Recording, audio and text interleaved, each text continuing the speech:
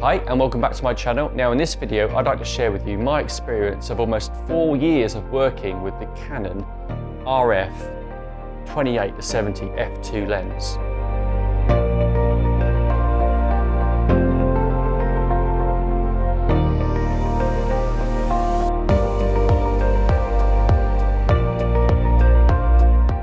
The 28-70 f2 is the perfect lens for lower light conditions. It's really good for portraits. It's good for that sort of demanding close-up action scenarios. It works well as a type of proxy prime lens. You have 35, 50 and 70mm focal ranges covered, and you're still maintaining that ultra sharp quality that you'd expect to get from a fixed prime lens. This lens is big and it is quite heavy, but it's possibly one of the best lenses that Canon has ever made.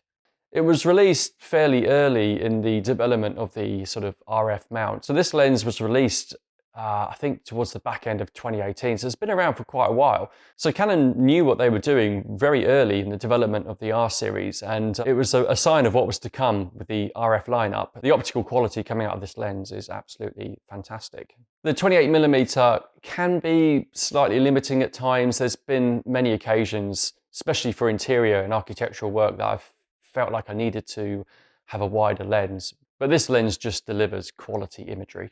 To have 28mm to 70 at an f2 constant aperture is a bit of a luxury, to be honest. But the depth of field from this lens at f2 creates that kind of magical, surreal imagery that only wide apertures can achieve. The 70mm at f2 just consistently delivers quality imagery, and it kind of negates the need for that 35 or 50mm prime lenses. It's a bit of a shame it doesn't go all the way to 85, but you know, I think I'm being a little bit picky here. I mean, that really would be amazing. But it's also worth bearing in mind that there's no optical image stabilization built into this lens.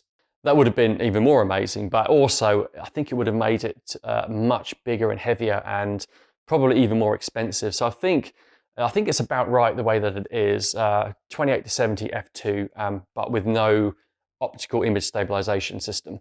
But I'm being a little bit fussy here. I mean, this is an absolutely fantastic workhorse of a lens, and it's great for all types of photography. It's great for time-lapse photography, and it's also really good for video.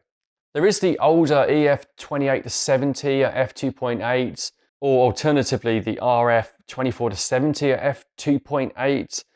Canon also just released the 24-105 f2.8. And that thing is absolutely huge, and it's even more expensive than the 28-70. But this lens is f2 aperture. But what does f2 actually get you? Well, it's a full stop of light. So it's the equivalent of shooting at 12,800 ISO or 25,600 ISO. Is it worth paying the extra money? Well, I mean, it saves me having to carry around several sort of prime lenses. So in that respect, it's been a pretty good investment. It's saving me money, and it's also saving me the extra weight in my bag. If you're thinking of moving to the RF mount, it's a pretty serious investment, and you're going to need reasonably deep pockets. It's an extremely expensive lens, but when you compare it to, say, a 35 or a 50mm prime lens in the L series, even though it's not f1.2 or f1.4, it's still a fantastic investment, and it's going to save you a lot of weight and a lot of space in your bag when you're traveling. So that's my review after almost 4 years of working with a Canon 28-70 f2 lens, and what a journey it's been. And I really hope to be using even more of this lens over the next 4 years. Thank you so much. Please don't forget to like and subscribe and share, and stay tuned for more videos.